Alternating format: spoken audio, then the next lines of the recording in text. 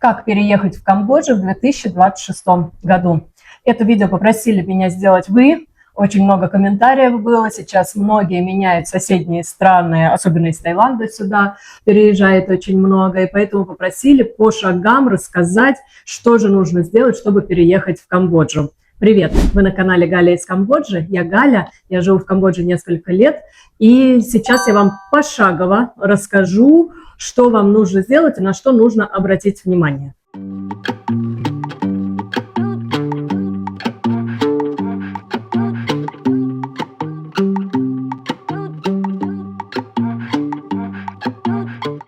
Я уже записывала подобное видео месяцев 6-7 назад, и я удивлялась комментариям, думала, почему же опять же спрашивают, вот же оно видео, но да, действительно, очень много изменилось, поэтому требуется видео с обновлениями. Вы на всякий случай посмотрите еще и то видео, вот здесь я его отмечу, поэтому вдруг там тоже будет что-то для вас полезное. Итак, самая первая и важная история. Вам нужно заехать в Камбоджу по визе типа Е. У меня есть про визы отдельное видео, опять вот тут я его отмечаю.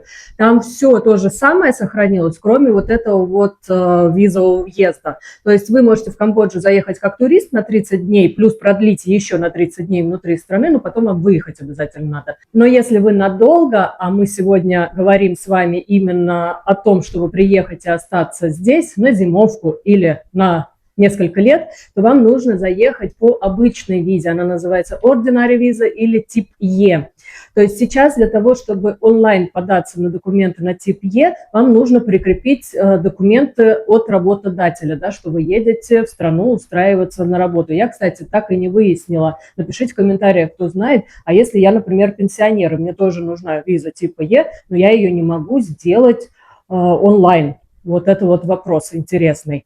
Вот. Но тем не менее, что сейчас происходит? Сейчас вы эту визу просто так не получите, и на авиаграницах ее не ставят. Я знаю, что ее ставят на пешеходных границах. Границы с Таиландом на сегодняшний день закрыты, а с Вьетнамом и с Лаосом работают. Поэтому как здесь делали ребята? Они приезжали сюда, и отсюда уже с агентством ехали на визаран и меняли визу вот эту вот туристическую и заезжали по типу Е. Вы можете самостоятельно попробовать, я знаю кейсы, когда ребята из Вьетнама заезжали по пешеходной границе, и сразу на границе там есть какие-то и помогайлы, по-моему, я сама не проходила, чтобы вы понимали, да, это все по отзывам. И либо самого офицера просить, что вы идете устраиваться на работу или ищете работу, и вам нужна обязательно виза типа Е. И, по-моему, там ставят, и проблем сильных никто не испытывал.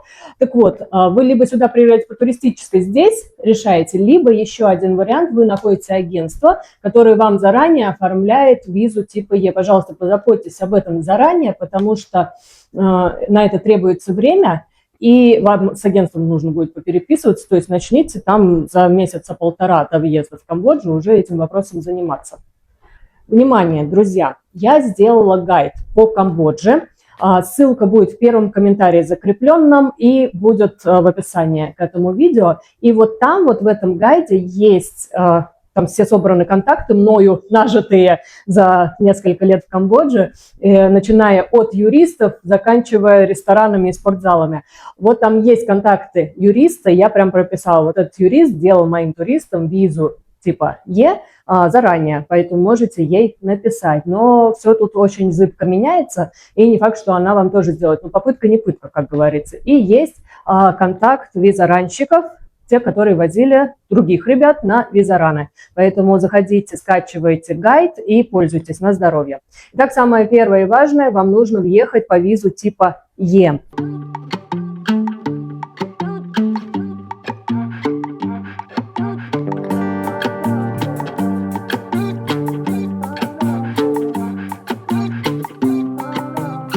Второе, а может быть наоборот первое. То есть заранее подумать. Вам нужно определиться, в каком городе вы собираетесь жить, потому что от этого зависит напрямую, сколько денег вам потребуется. Например, я живу в городе Сиам Риэп, Это город, где находятся храмы Анкора. И, понятно, я здесь работаю, и мне очень нравится город. Он тихий, уютный, на село большое похоже. Мы здесь все уже друг друга знаем, и нам здесь комфортно. Но вдруг вы хотите жить на море, это город Сианнуквиль, или в столице, в Пномпене. А есть еще города маленькие, типа Кеп или Кампот, замечательный город. То есть от этого зависит уровень, сколько денег вам нужно будет тратить. Самое дорогое жилье в аренду, это, конечно, в Пномпене, столице. На втором месте у нас Сианнуквиль. И Кеп, Кампот и Сиам-Рип примерно на одинаковом уровне. Еще дешевле в деревне в какой-нибудь жить, там вообще можно дешево очень жить. Вот. Я не знаю ваши бюджеты, и вот этот вопрос, который, сколько денег с собой брать, берите все. Ну, пусть у вас будет запас. Если вы не потратите все, то они у вас останутся. Но лучше, чтобы у вас были деньги с собой и заранее, чтобы у вас была какая-то подушка безопасности. То есть по уровню жизни здесь сильно отличается, это правда. Вообще скажу вам, что Камбоджа – это не дешевая страна. И кто думает, что здесь все по $1, вам лучше не ехать в Камбоджу, потому что здесь все не по $1. Это не эта страна. Дешевле во Вьетнаме. Если вы едете в Камбоджу за экономией, то не надо сюда ехать, езжайте во Вьетнам, там точно дешевле. Причем прямо в половинку, наверное, вот так вот. Итак, определитесь с городом, где вы хотите жить.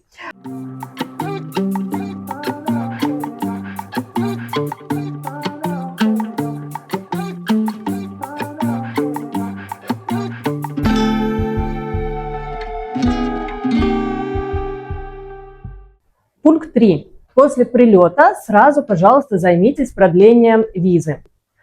Если вы приехали в Сиам-Рип, а я на своем канале много рассказываю про Сиам-Рип, то в моем гайде как раз есть контакты юристов, с которыми я лично сотрудничала, у которых лично я продлевала визы, поэтому можете обратиться к ним, можете пойти найти другое визовое агентство, их там в центре очень много, они все делают одну и ту же историю, они продлевают вам визы. Если у вас виза типа Е, то вам нужно будет ее поменять на бизнес-визу, и агентство это делает, и получить еще work permit.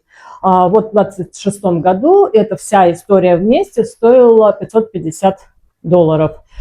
Там, по-моему, есть какой-то, если вы уже в середине года, вот как сейчас, например, да, у нас июнь, почти начало июля, если в середине года, то можно на полгода без work permit, но потом вам все равно нужно будет обязательно сделать work permit.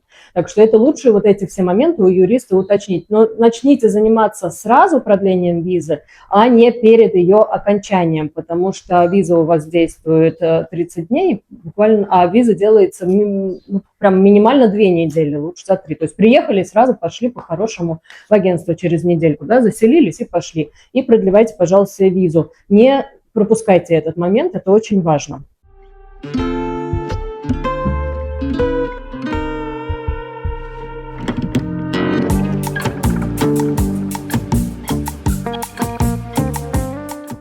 Четвертый пункт. Сим-карты и мобильная связь. В Камбодже это очень легко. Вы с паспортом выйдете из аэропорта или заедете по пешеходной границе, там сразу же будут вот эти вот будки, где продаются сим-карты. В принципе, я бы хотела сказать, что у нас здесь несколько операторов есть, и они все худо-бедно где-то ловят, а где-то не ловят. Примерно все одинаковые. Я пользуюсь, сразу как-то так купила сим-карту Медфон, и ей пользуюсь. Вот, $6 стоит в месяц мобильный интернет, там, по-моему, 60 гигабайт. То есть безлимитных здесь нет пакетов. Не скажу, что скорость хорошая, кино смотреть в Ютубе хватает. Вот, иногда тормозит, иногда не тормозит. 5G, да.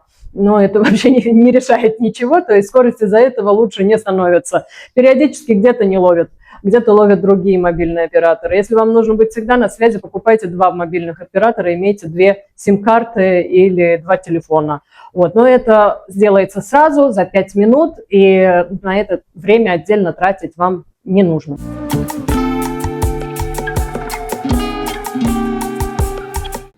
Пятый пункт – жилье. Вот вы приезжаете, а вы можете приехать один человек, да, или целой большой семьей. Вот у меня был запрос, как раз там ребята целой семьей с 3 детьми переезжают. Я, кстати, не знаю какие-то отдельные моменты по поводу детей. Визы точно всем нужно будет оформлять, но вот я знаю, что здесь, которые живут и учатся в школе дети, они делают через школу студенческие себе визы. Вот, опять же, узнавайте, пожалуйста, у вашего юриста, когда вы будете с ним переписываться, что делать с детьми. Итак, жилье. Вы можете снять, например, отель и поехать самостоятельно ножками ходить, искать, либо заранее посмотреть в Facebook. Я все свои варианты жилья снимала через Facebook Marketplace. В Камбодже вообще Facebook – это самая главная площадка. Зарегистрируйтесь в группах и можете свое объявление туда написать. Типа, мы приезжаем тогда-то, ищем жилье на длительный срок или там на месяц, и, возможно, к вам риэлторы сами выйдут на вас. Вот, можете посмотреть их предложения. На Marketplace посмотрите предложение и напишите, там всегда будет риэлтор. Крайне редко здесь дают прям сами собственники. Кхмеры чаще всего обращаются к риэлтору, чтобы договор все было подписано.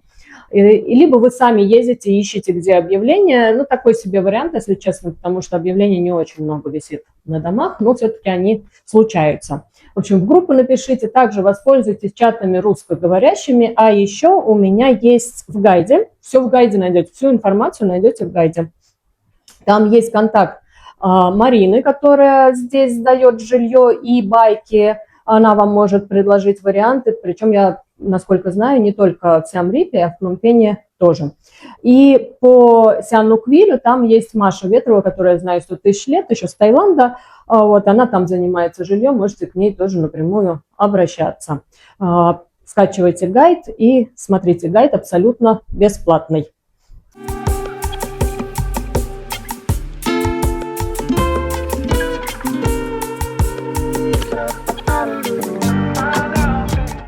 Следующий пункт. Откройте сразу по приезду, когда у вас уже будет номер телефона камбоджийский, откройте QR-код для платежей. То есть вы можете это сделать либо в банке Акледа, или еще здесь есть несколько вариантов, где можно открыть QR-код. Почему вам будет это нужно сделать? Потому что вам будет намного удобнее здесь, в Камбодже, расплачиваться через QR-коды, чем носить наличку, особенно крупную. То есть у вас будет постоянная история, что надо крупные деньги менять, либо снимайте сразу мелкие, ну это будет путаница, потому что здесь у нас две валюты минимум, это доллары и местные камбоджийские риэли. 1 доллар 4000 риэль, ничего не меняется много лет, как было, так и осталось. Но вот QR-кодами платить намного легче. Когда только у вас появился номер телефона, вы скачиваете приложение Акледа, и там регистрируетесь, и, собственно, там сколько-то вас утверждают, да, проходит регистрацию, и у вас появляется, это не банковская карта, это просто счет, вы можете положить туда деньги через банк и пользоваться здесь внутри страны, то есть карты физической у вас нет. Карту вы откроете потом, когда у вас уже будет бизнес-виза длительная, и когда у вас будет контракт на жилье. Вы придете в банк и скажете, мы здесь живем, и нам нужна карта. И в Акледе вам откроют эту карту, то есть уже физическую карту вы получите. А это просто счет в банке для внутренних платежей. Но это очень удобно, поэтому открывайте сразу.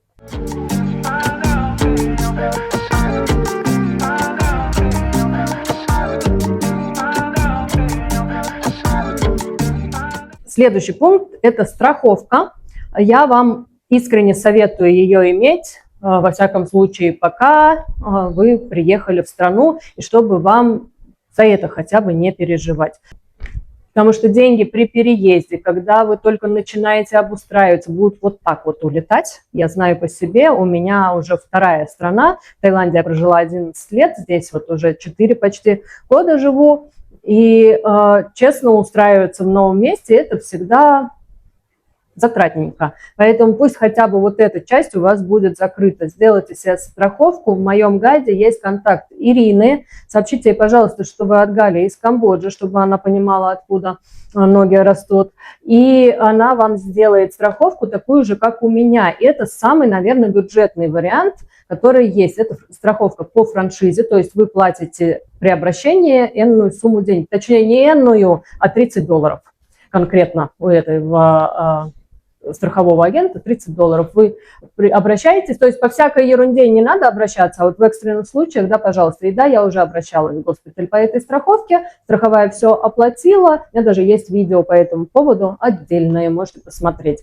В общем, или если вы как турист, вы тоже можете обращаться к Ирине, она оформит вам страховку. И не обязательно иметь паспорт, просто у меня паспорт РФ, и у нее номер телефона тоже РФ, но если вы с другим паспортом, она также может вам сделать. Что важно, просто не все страховые компании оформляют страховку, если вы уже находитесь за границей. Если вы у себя дома, это очень легко, много вариантов. А вот когда вы уже находитесь за границей, вариантов очень мало. Поэтому это прям хороший вариант. И на полгода страховка стоит что-то там $170, ну, это совсем небольшие деньги. Это я, кстати, с байком еще беру. Поэтому страховку для экстренных случаев, пожалуйста, тоже имейте. И на детей тоже.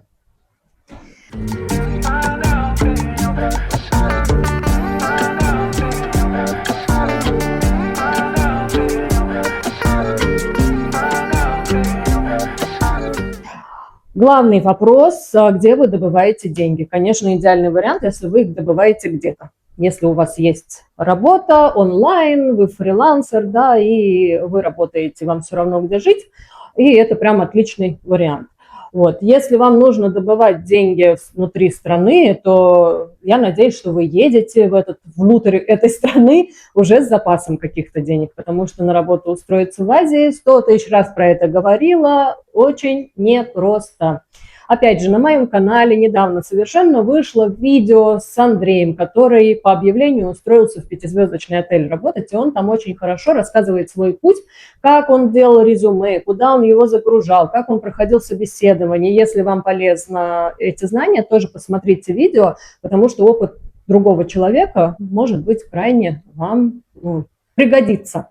Поэтому не избегайте чужих ошибок, да? То есть знаний о чужих ошибках. Лучше посмотреть видео и сделать правильно, чем сделать самому неправильно, потому что лень было потратить час времени. Вот, так что сработать тоже подумайте заранее. В Камбодже деньги просто так никто, к сожалению, не выдает. К сожалению.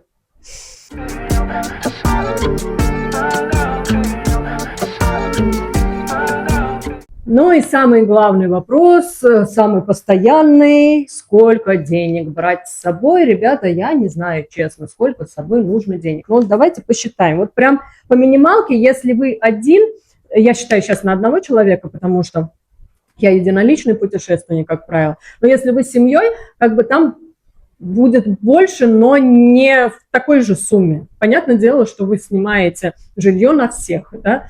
Визу на каждого делаете, да, это деньги, там, страховку семейные тоже бывают варианты, ну, и либо на каждого, то есть вот это вы уже прибавляете. Давайте посчитаем с вами, сколько нужно денег. Я не считаю перелеты, потому что я не знаю, откуда вы летите и сколько стоит денег перелет. Вот вы уже залетели, то есть виза стоит $35, продление визы, опять же, там посмотрите, если вы, например, приезжаете в июле, то вам лучше всего сделать визу на полгода, рабочую, а потом уже с января, с Нового года сделать визу и work permit, то есть на полгода она там стоит что-то долларов, а я не знаю, кстати, сколько она стоит, тоже узнаете. Ну, давайте посчитаем как будто 200, потому что 300, по-моему, это на год уже стоит.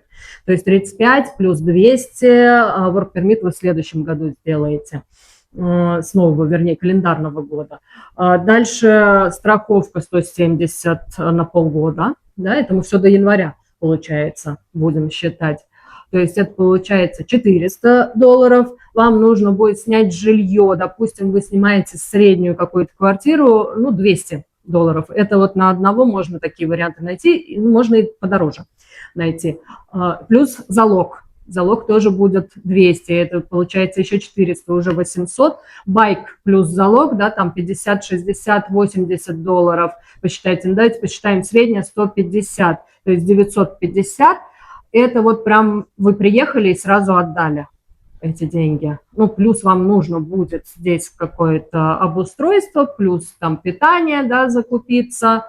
Вот, и это я не считаю, что если у вас дети пошли в школу, ну, про школу давно просят, я обещаю рано или поздно выпустить это видео, пока ничем не могу помочь, я ничего не знаю о школах, вот, но я обещаю, что я по ним пройдусь.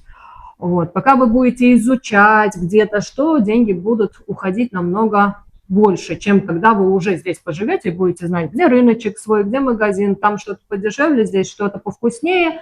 Вот, поэтому запас, ну, на одного человека хотя бы 1002, это при условии, что вам потом через месяц еще какой-то транш денег приходит. 1002 долларов, я все день, здесь все в долларах, да?